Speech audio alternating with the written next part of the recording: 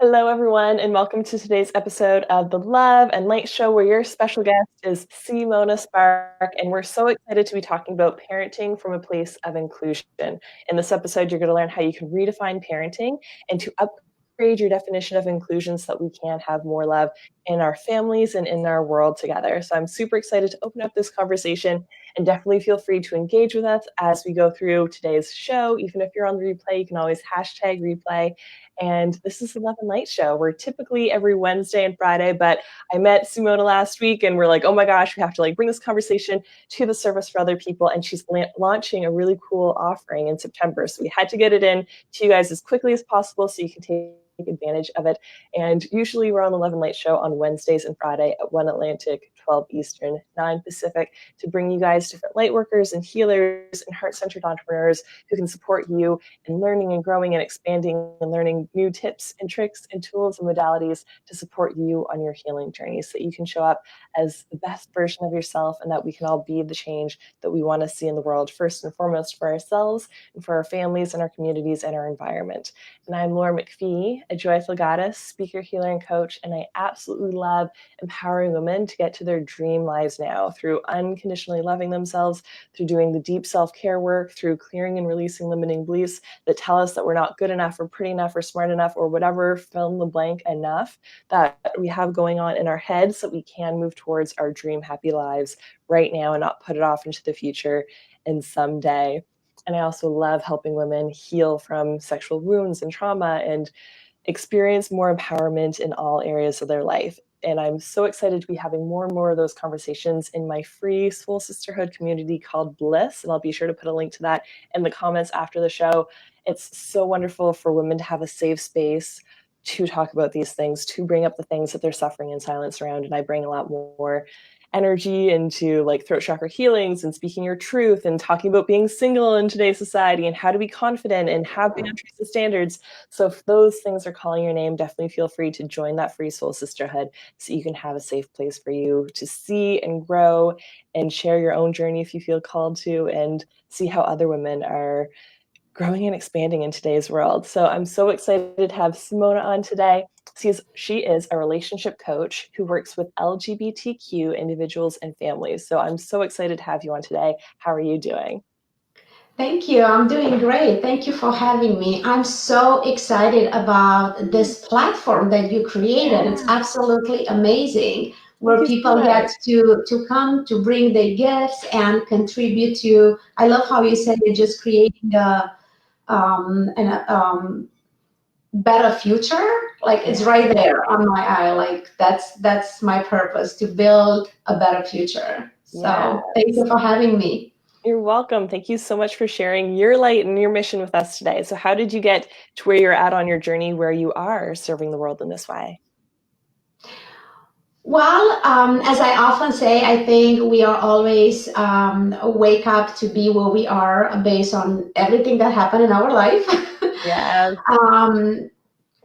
If I will get to pick up the big events that make major transformation in my life, I will go back 10 years when I moved from Romania to United States as a single mom in my early 30s with my son. He was 6 at the time.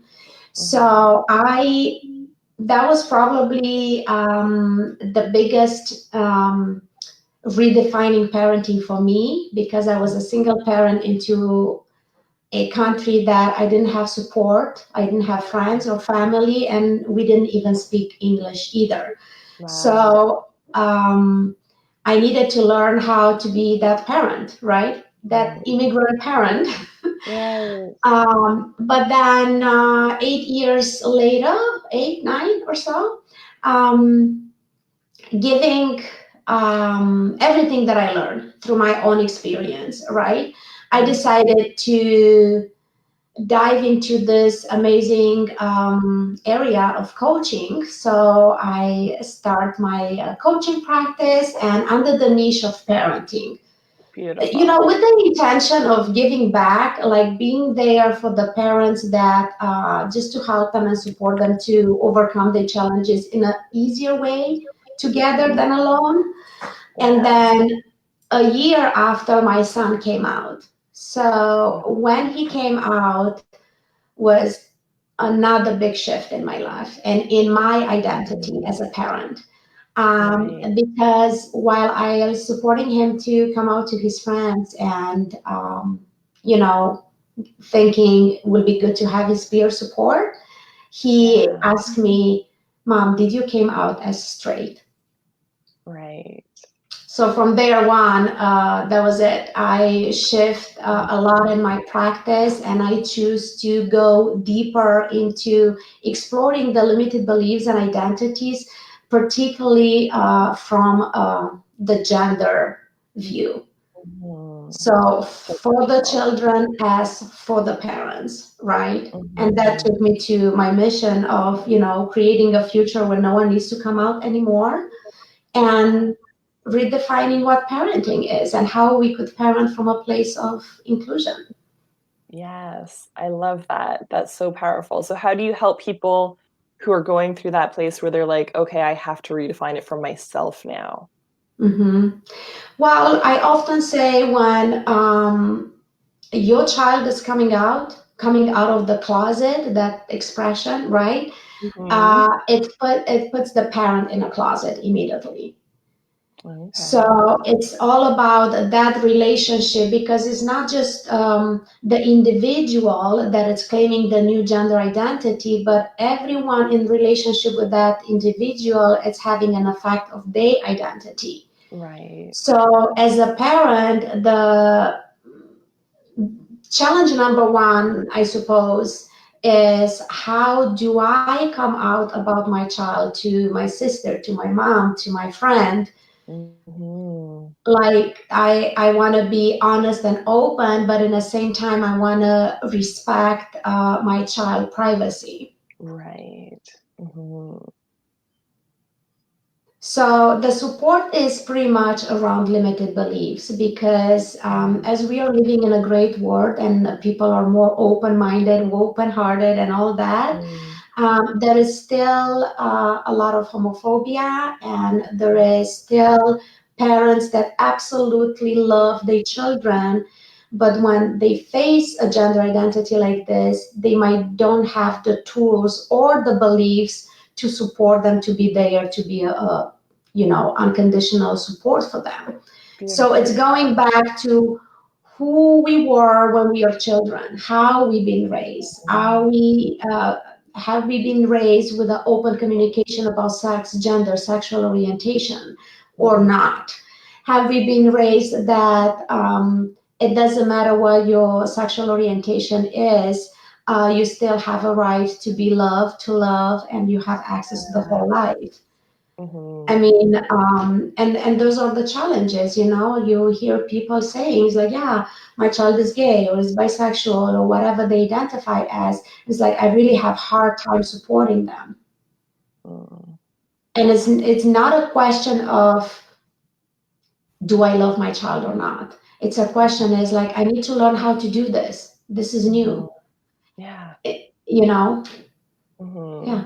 And it's important to have some place that you can go to learn those skill sets instead of just being like, "I'm on my own here," or "I don't have a community or people to talk to about it to try to piece together how I can do this." So I love the work that you're doing. Yes. And what I'm finding is that underneath of everything, it's a Mhm. lot of shame that is hidden Yes. Mhm. for each person. I'm looking as a family, like every time, if it doesn't matter if it's the parent of the child or it's the child or it's the teen or who is it, it's I'm looking at the whole, like as a family, how that influence the relationship with every each one of you, right? Yeah. So and I mean, not far from like the work that you do when we are talking about owning your own sexuality, Mhm. it's a lot of shame attached to that. Like if you've Yeah. been raised that you're not allowed to talk about it, you're not allowed to touch yourself, you're not allowed to express yourself, it's Yes. a lot of shame. And then especially still living in this binary world that we try to move away from it. Mhm.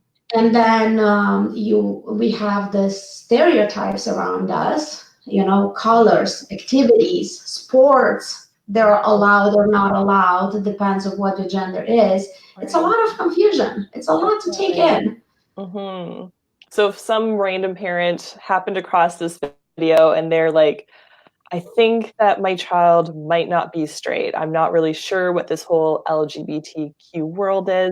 Like, do you want to explain the acronym, explain kind of what the spectrum is a little bit if they're like brand new to this type of conversation?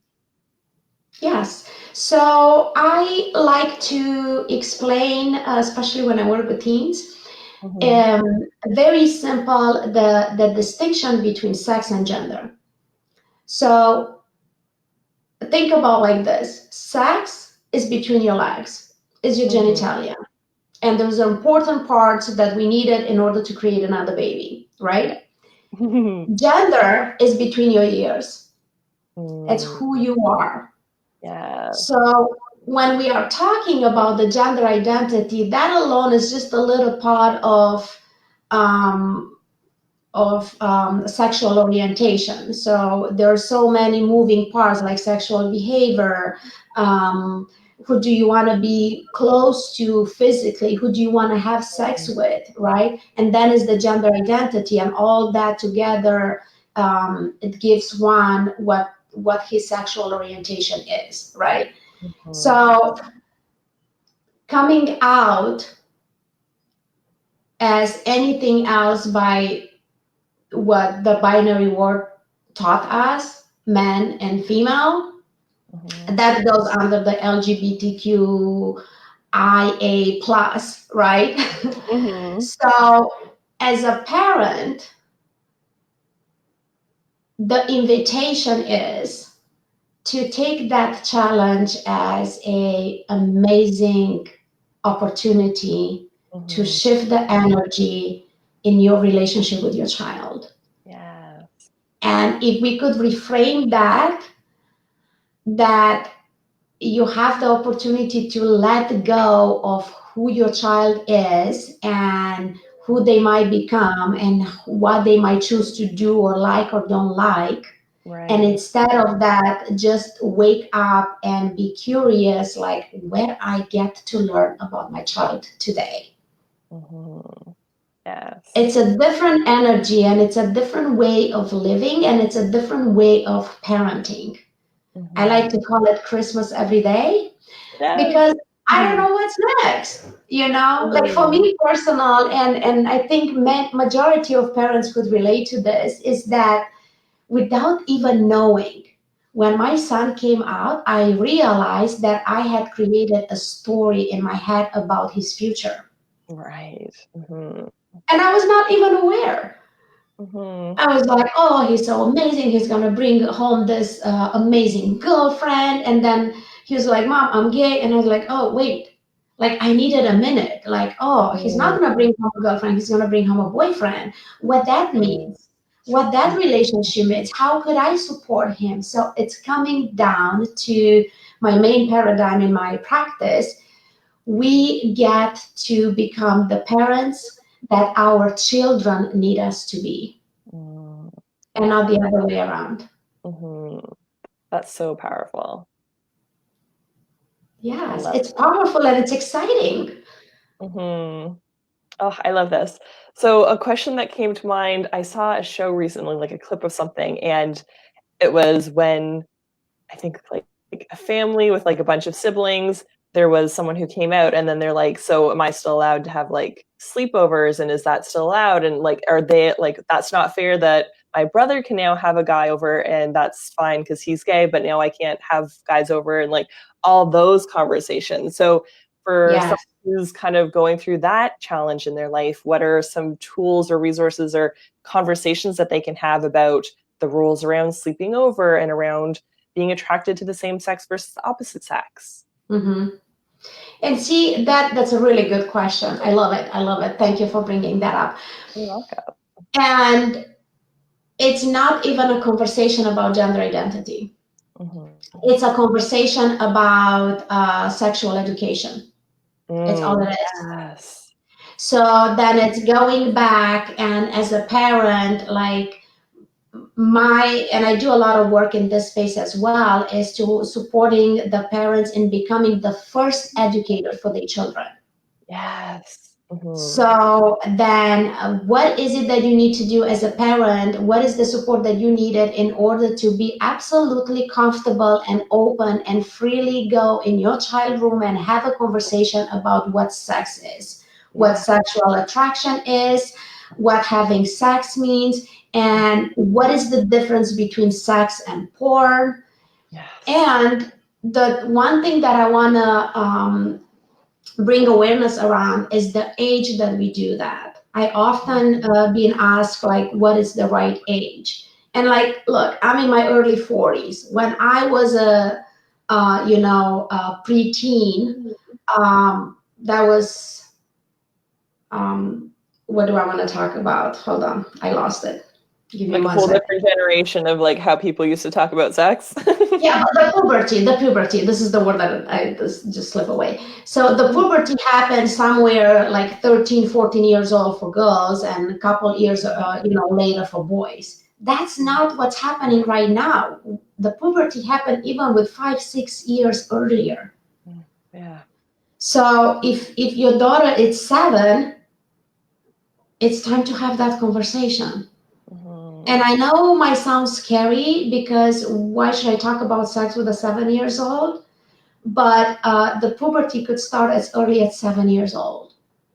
Wow. So, and we are living in a world when our kids have access to all the information in the top of their fingers. Yes. And when the hormones are bouncing around and they experience needs and curiosity, they don't even understand where they're coming from, where they go. They go to the internet. And we want to make sure, like, that's why I'm going back to, we want to teach them about what sex is and what love is before they go on internet and only learn about porn. Yes. I mean, So we do read those articles of like, women in their early 20s that they just wake up one day and they're like, oh, wait, I was not having sex when I was 16. I was raped.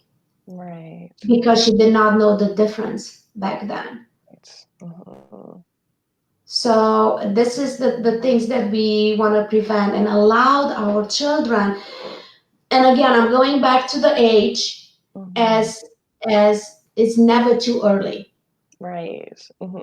As the babies start exploring their bodies when they're 2 months, it's like it's never too early. It's just being there and ensure our children that everything they feel and they experience is normal. And when they grow and we have, involuntary erection with the boys, or the girls are touching themselves and they feel pleasure, to actually sit down and have a conversation about it and let them know that it's okay and our bodies are phenomenal. And that it's an opportunity to teach them about privacy. Yeah. So we want to do things differently than our parents and grandparents did. We're not going to slap their hands and tell them that it's not allowed.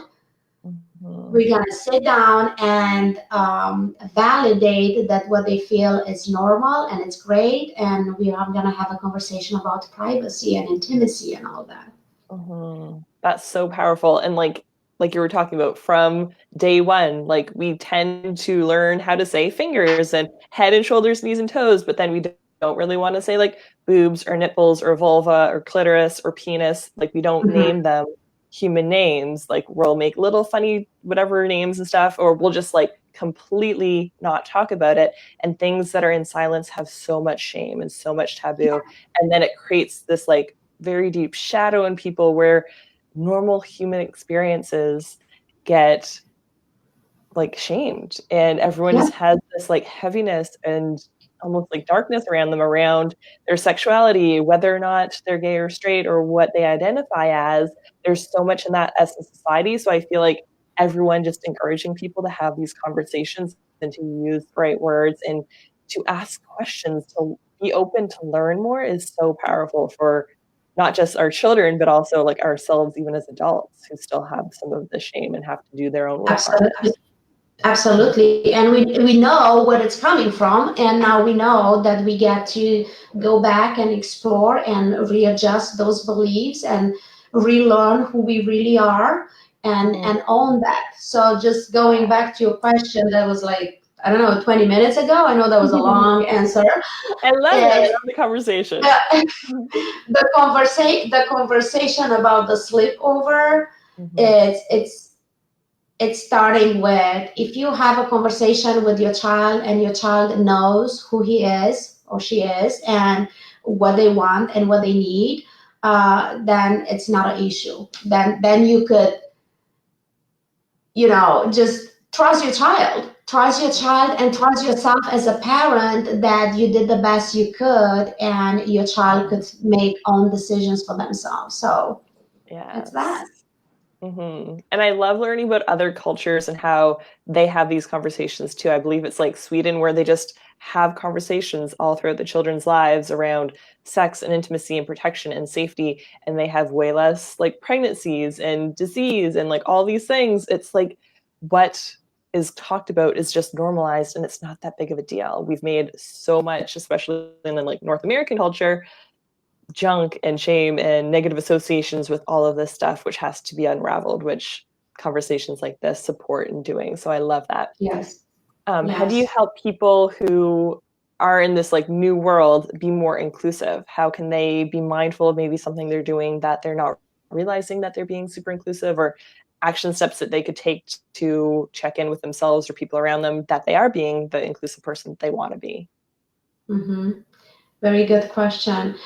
I think that it doesn't matter what we are talking about, the principles are the same.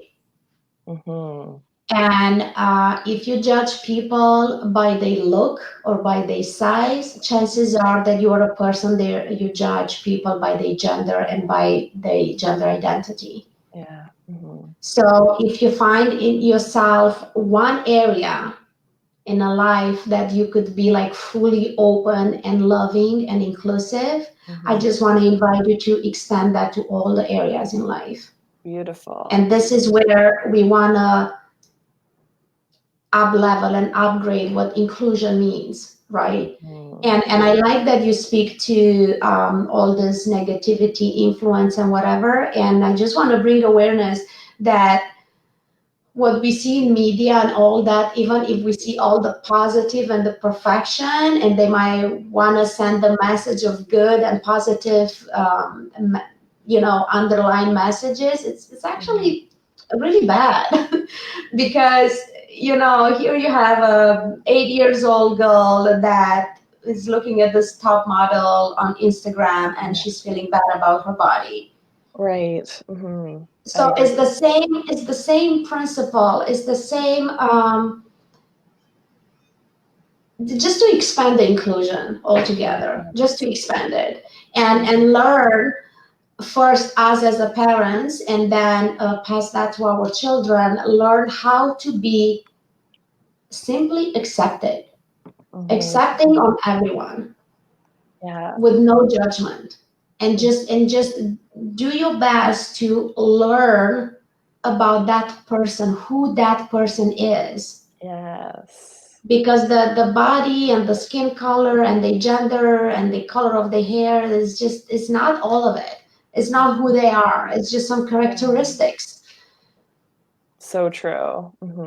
And a big thing I found in the work that I do is the more we love ourselves and spend that time and energy loving ourselves, loving our bodies, loving whatever characteristics we used to shame in ourselves or hate or even disowned fully from ourselves. The more we can love ourselves, the more we can see others through that loving lens, because you can't give what you don't have. If you think everything's wrong with you because you've taken in the North American media for however many years of your life, then it's really hard for you to like break away from that. If you're seeing all that negativity inside yourself, you'll see that in everyone around you, regardless of who they are as a human being.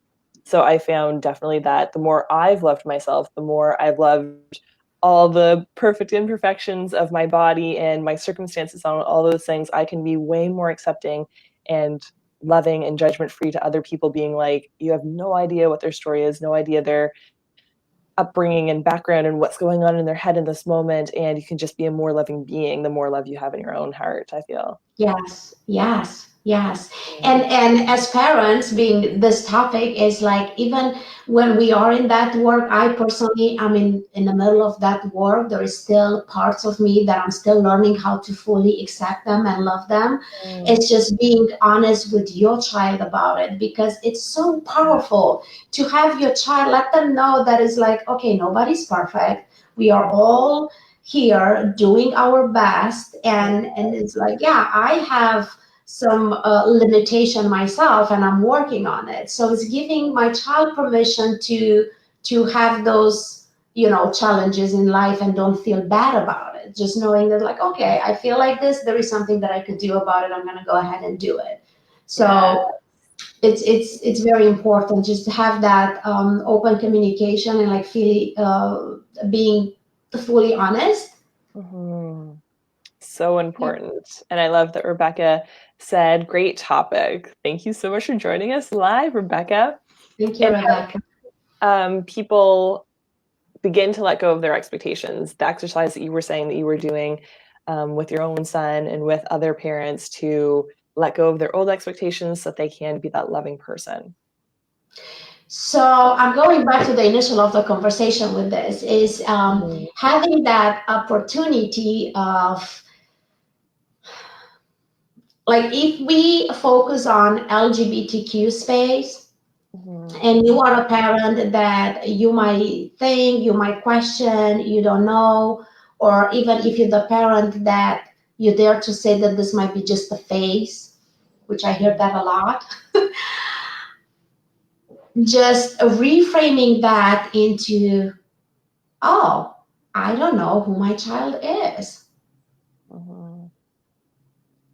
Like, all I know is that my child came into this body with, this face and this hair and this, genitalia, and it's all I know. Mm-hmm. But who my child is, I'm just about to find out. And I have the opportunity to find out together. As my child is exploring who he is, what he likes, is like I get to explore that with him. And it's amazing. It's amazing because it's so powerful. And I see that when the child is coming out, and it takes so much for a child to pronounce those words. And I'm Yeah. talking about, like, in my case, for example, I have an amazing relationship with my kid. And I kind of knew that he's gay, and even actually set up different circumstances throughout the year to make him comfortable to come out. Oh, beautiful. I And he love that. didn't. He only did when he was ready. But from the minute that he knew who he is to the minute that he came out, it took him 2 years. Oh, wow. 2 years. So think about the kids. They don't have a relationship with their parents. They don't talk about everything and anything. How Yeah. hard that might be for them to come out. But Mm-hmm. when they do, it's an instant transformation, like right under your eyes, because they drop a lot of weight and worries, and they get to just like literally flourish into who they really are. and Mm-hmm. and you could see the boost of confidence, and you could see the no holding back and expressing themselves. It's Christmas every day. It's phenomenal. I love And that one thing alone that I was saying earlier is like, I need to replace the girlfriend with the boyfriend. Like, it. that's absolutely amazing. I Yeah. have the opportunity to learn how to support my child through that relationship. Mm-hmm. Yes. It's So so powerful. exciting. It's Mhm. expanding. It's expanding, and it's enriching my life, and it's expanding in enriching our relationship. So it's Mhm. so much good in it. Yes. Oh, I love that so much. And I love the Christmas everyday like mindset, Because it's so fun and it's open and adventurous and curious and joyful and like playful. And I feel like that's a very positive mindset. Like even if people want to put up like a post-it note of like, it is Christmas every day, like to remind them of the joy of the journey that they're on, instead of taking in what society may or may not say about how it has to be hard or look this way or go like this just because society has had that in the past. I love your new perspective. Yes, thank you. It's You're quite welcome. amazing. With anything, again, as I go in like specific, I also very easy we could just generalize with everything. If we just let go of expectation and that need of controlling what might happen and how it needed to happen, Mm. and just be like fully in a state of um, curiosity and excitement that something is Yeah. gonna happen and it's gonna be amazing and I don't know what it is. Like Mhm. it's such a different energy to live in. Yes. Oh, I love that. And we could talk about this for forever, but how can people Yes. connect with you after the show? And do you want to tell us more about the program you're doing in September? Yes, so I do like to say, like in my coaching practice, my main goal is to find the superpower in everyone. I believe that everyone has a superpower. I love Some that. call it gift, some call it talent, I call it superpower. So Mhm. I created this program into how it's going to be like if you have a space, a container where you get to show up every day and access your superpower every day. So I created this group called Spark Your Superpower. It's for Mhm. 30 days. We are starting in September 3rd and it's for everyone. If Mhm. you want to be focusing on how to re-engage with your partner, how to have a better communication with your child, how to start your business, anything that you want to be focused on, just with that goal in mind to jump into our group and Mhm. I'll be showing up there every day. I'm going to be teaching 30 new concepts, so one tool every day Amazing.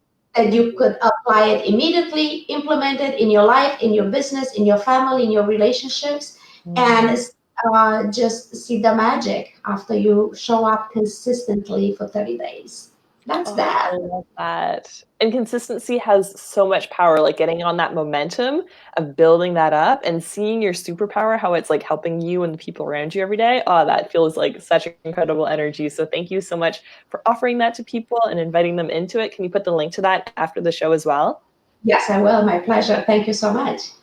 Awesome. Thank you so much for doing this. And thank you guys for tuning in. I really encourage you guys to continue to comment with us after the show and share it with anyone in your life who needs this message. And I know that this can sometimes be sensitive. I know definitely in the place that I'm living, it's very like old school. And I was in a very small town growing up. So like if those are sensitive conversations for you, you can also just like take the link and send it in a private message to people so that you can support them with these tools and with this information and opening this conversation up without necessarily just like posting it publicly on your on your profile if you're not quite there on your journey yet. So thank you guys so much for tuning in to the Love and Light Show. And I'm sending you guys all so much love and light and hope you have a wonderful week ahead. Bye. Bye, everyone.